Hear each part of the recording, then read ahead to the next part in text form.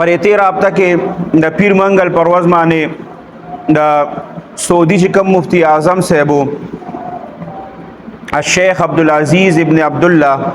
رحمه الله هغه وفات شو د منګل پروز بیا د هغې جنازه وه نو دا مفتی اعظم چې و دا د سعودي عرب مفتی اعظم و او د سعودي عرب مفتی اعظم چې کوم دی هغه زمونږ د ملک په شان مفتی اعظم نی هغه داسې مفتی اعظم چې لکه څومره غټ وزیری د هغې په حکومت کې نو د هغې برابر د هغې مفتی اعظم عهده چې کوم ده د هغه برابر عهده ده دغه مفتی اعظم صاحب چې و عبدالعزیز ابن عبدالله رحمه الله د په 2014 کې د راپریوتو چونکې دی اول چې تعلیم حاصل که نو بیا د سترګو دا بینایی چې و دا ختمه شوه سترګې ړندې وې په سترګو باندې نابینا و نو په 2014 کې دی کار یې کو یار سې چل کو نو راپریوته چې راپریوته نو دا د شاته دا اډوکي چې کومو نو دا یې مات شوی و بیا په هسپتال کې ډېر وخه نو د هغه وخت چې دا اوس د کم بادشاه دی د سعودي محمد بن سلمان د پلار چې کومو سلمان هغه به روزانه بل کار به اله شروع کو چې روزانه به لاړه او دا مفتی صاحب چې کوم دی مفتی اعظم صاحب عبدالعزیز ابن عبدالله رحمه الله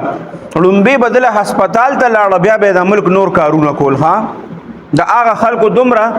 عزت او قدر چې کوم دی نو د دې علما او د تاسو د حرم د امامان وینې د دې د عهدي چې د دغه ملک د غټ وزیر برابر عهدی او دا اوسنی چې کوم بیا د سلمان زوی دی محمد بن سلمان دا اوس چې کوم بادشاه دی نو دی به دله په خپله ملاقات لراته او چې کله به وله ملاقات لراغې نو دی به ورته پاسېده نه هغه به وله راغې او راټیټ به شو او دا مفتی صاحب چې کوم دی نو دا به په تندي باندې ښکل کو دونه مینه او محبت به ورسره ساته او دومره عزت به وله کو چې هغه د ملک بادشاه دی او مفتی اعظم له به په خپله راغې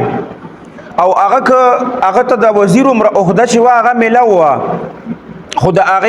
هغه چرته غلطه فایده نه ده اوچته کړی هغه به هم د هغې یو کس ویزتلی ومه د ده ځای ته وی ما چې وکتل مکمل ساده کور او ساده ارس بالکل ساده وی ما تېنه تپوس وکړه چې حضرت ستا دا عهده چې ده د مفتی اعظم دا خو د وزیر عمره عهده ده بیا هم ته دومره هر څه ساده و تا سره چرته چې کوم د دې وخت څومره قیمتي سامانونه دي او جدید سامانونه دي هغه در سره نشته وی ما ته وایي چې زما په دې باندې ګزاره کېږي زه په هغې باندې څه کومه او یو زمونږ د ملک حکمرانان دي چې کله د ملک یو غټ مفتی صاحب راغواړي نو خپل ځای ته راغواړي او چې کله خپل ځای ته وله لاړ شي نو بیا دا خپل اعزاز ګڼي چې دا مال راغی ځکه خو زمونږ په ملک کې دا دومره حالات خراب دي چې دلته کې د علم قدر نشته د ملک غټ مفتی اعظم مفتی تقی عثماني صاحب لکم یو وزیر اعظم هلته تللی دی مدرسې ته وله ورغلی د هغه ځای ته ورغلی دی چرته په میاشت کې یو پیره ملاقات کړی دی 2 میاشتې کې کال کې غونډ حکومت تیر شي هلته وله ورغلی چرته ملاقات یې ورسره کړی دا زمونږ د ملک مفتی اعظم دی زمونږ نور څومره علما کرام چې دي زمونږ په KPK کې چې څونه غټ علما دي دی له چرته زمونږ د KP وزیر اعلی راغلی دی صرف د دعا دپاره د ناستې دپاره نه که دی وله چرته لاړه خو ټیک ده کني هغه دا چرته په وهم او ګمان کې هم د هغه نه راځي چې یاره زه دا یو غټ عالم دی شیخ الحدیث دی مفتی اعظم دی دله لاړ شمه زما دا پریشانۍ به الله ختمې کړي ما ته به دا حکومت کول اسان شي نه د هغې دا سوچ دی بس چې مونږ حکومت مونږ آل ان آل یو چا سره چې په پاکستان کې حکومت راغی بس مونږ آل ان آل یو د څومره بیماران شوي زمونږ دا غټ غټ علما کرام چرته هسې راتګ خو ځه لرې کوه لرې خبره ده چرته چې دی بیمار شوي دي نو تپوس ته بیمار پرسهلی راغلي دي نه وفات شي چرته جنازو کې هم شرکت نه کوي دا زمونږ په دې ملک باندې چې حالات دي دا د دې وجې دي او هغې خپل علما کرام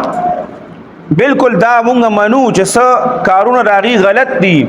څه مفتیان او څه علما کرامو چې د فلسطین په حق کې او د امریکې خلاف او داسې قسمه فتوی ورکړي دي هغه هم مونږ ته پته ده چې هغه څه په جیلونو کې اچولي چا سره بد سلوک کړی خو د دې نه مخکې چې کوم د هغې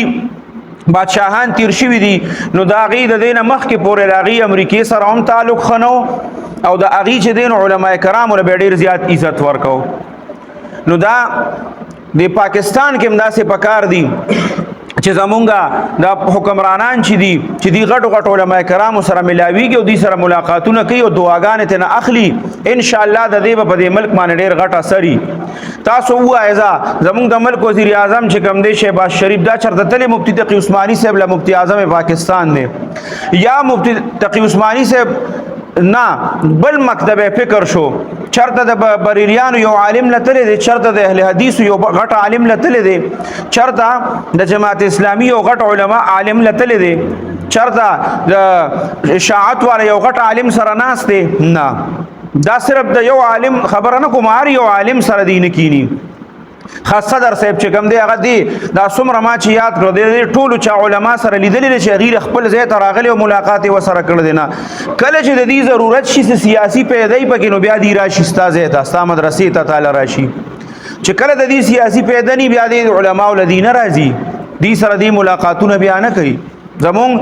مفتی اعظم پاکستان چې کوم دی مفتی تقی عثماني صاحب دامت برکاتهم عالیه ټول دنیا یې مني چې دا یو غټ مفتی دی خو زمون ملک کې زمون خلک او زمونږ حکمرانان چې کوم دي نو هغه نه مني چې دا یو غټ مفتی دی.